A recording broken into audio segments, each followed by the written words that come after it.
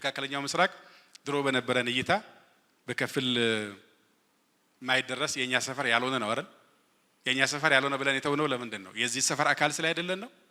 we are connected እኮ በጂኦግራፊ ብቻ ሳይሆን በብዙ ነገር ተሳስረን ስናበቃ የተውነው ማን ተጫወተበት ሜዳውን? ግብጽ በሞኖፖሊ ያዘችው። እኛ በገዛ ሰፈራችን ባዕዶንን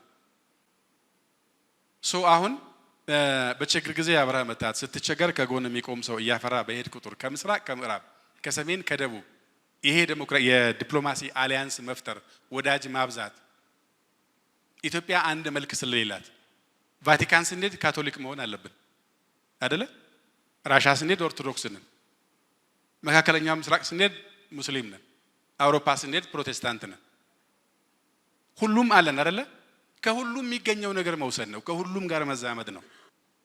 አንድ ወዳጅ የለንም፣ አንድ ሰፈር የለንም፣ አንድ መልክ የለንም።